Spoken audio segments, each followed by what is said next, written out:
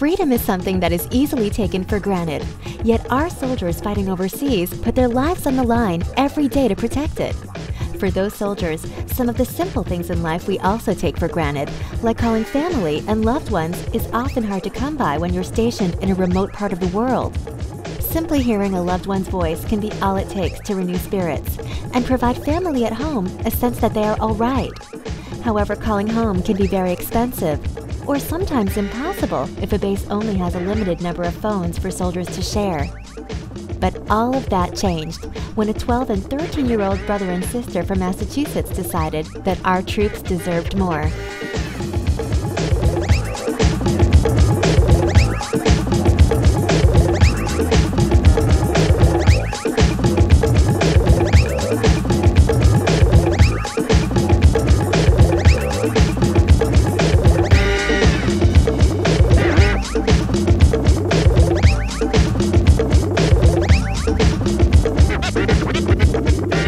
When we first started Cell Phones for Soldiers back in 2004, Brittany and I were 12 and 13 years old, and we were getting ready for school one morning, and we were watching the news, and Brittany and I saw this story about this soldier who had an $8,000 cell phone bill trying to call home to his loved ones. Brittany and Robbie decided almost instantaneously and together decided that they were going to try to do something about that bill. So we ran upstairs, got $14 out of our piggy banks and said, "Mom and Dad, we really have to help this guy out because, you know, he shouldn't be having to pay this large cell phone bill while protecting our country." My wife and I started with them at the very beginning, helping them, guiding them, giving them ideas, and my feeling was that it was going to be a great opportunity for the kids to learn.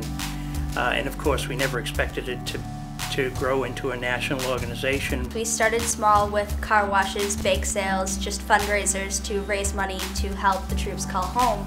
And as time went by, we decided that we would recycle cell phones and use that as our main way of raising funds for the program. In a world where the news is filled with stories of individuals and corporations acting not only unethically, but often criminally, it's refreshing to hear that two kids with an idea have so greatly impacted the lives of tens of thousands of soldiers and their families. In the past, during a wartime situation, people communicated by letters. That took weeks, maybe months for those letters to get back and forth, and the immediacy just isn't there. Pretty much, we had phones to call, but we would have had to, of course, buy our own minutes, purchase our own call cards, have family send them up, or we could be online, but the online, depending on how many soldiers were there waiting in line, you really could be there from anywhere to 5 to 10 minutes, and it didn't give you a lot of time to keep in contact with everybody. So by having a lot of them and by constantly getting them in, I mean, I could call my wife almost every day. I was at the Kuwaiti airport, you know, waiting for a plane home, or, you know, keeping in contact with the rest of my family. By having these cell phone cards and being able to pick up a phone at will or when available and making that connection with home, you have immediacy there. You can solve a problem, feel better, make somebody else feel better. You can get comforted and you can be comforting to the family and the loved ones at home. In the corporate world, doing something that is legal does not necessarily mean that it's ethical. Ethics are standards of moral behavior that society accepts as right or wrong. Acting ethically begins with the individual. One way to make sure you're acting ethically is to ask yourself these 3 questions.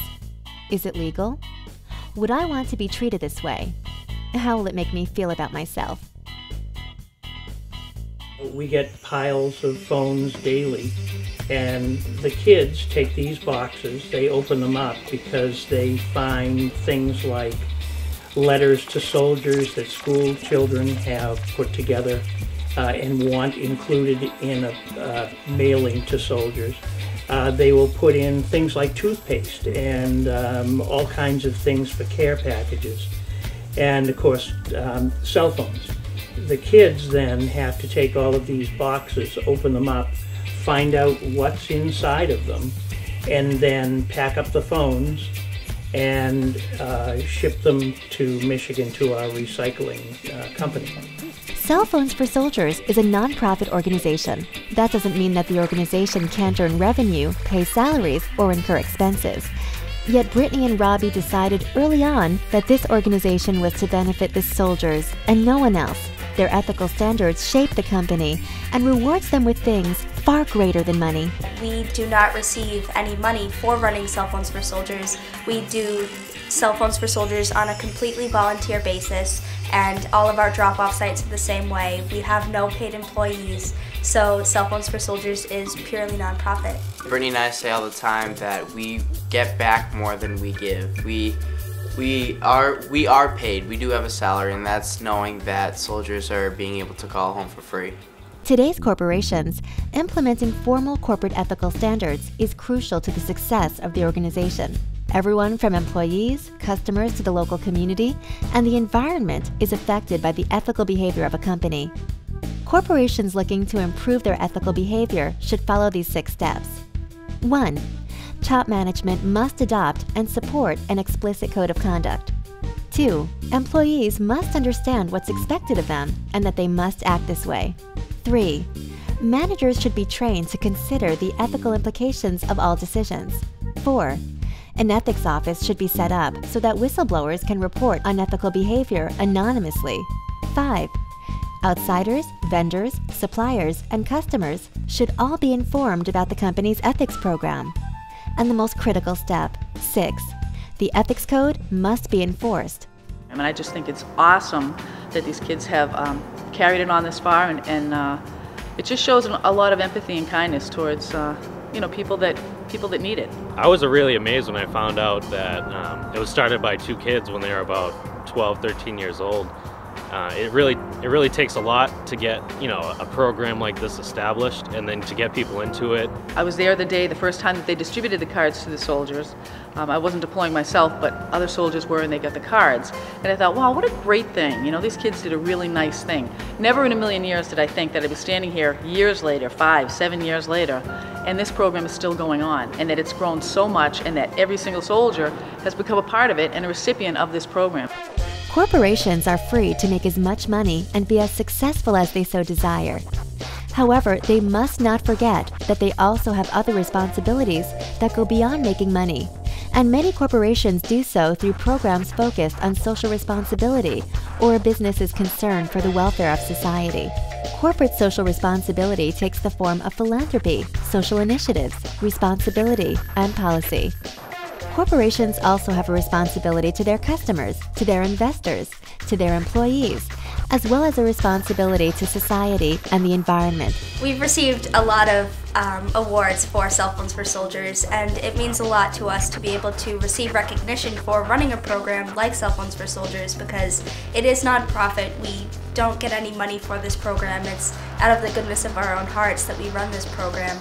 So it's nice to receive recognition, but at the same time, if we didn't receive recognition, we would definitely still continue the program. Whether you work for a large corporation, a small nonprofit organization, or you work for yourself, acting ethically and socially responsible is a caveat that pays off far greater than any financial achievement can ever offer.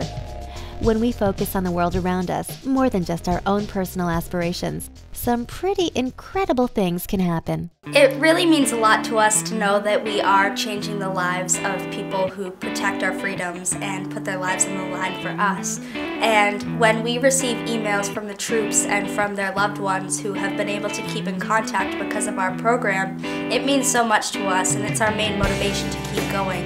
If I had to talk to teenagers, college students, someone who is going to make a decision on a career path in the very near future, my own personal experiences would say to choose something that gives back to the community, because you may be able to make a lot more money doing something else, but after a while the money is no longer rewarding. And from everyone that I've spoken to and from personal experiences, it is the giving, almost paying forward, that is important to people. You see a lot of people who achieve monetary success who are absolutely miserable in life, and other people who have chosen a career that is able to help the community, help other people, who are absolutely thrilled to go to work every day. And that is my feeling as well, that choose something that's going to help others, and you will always enjoy going to work.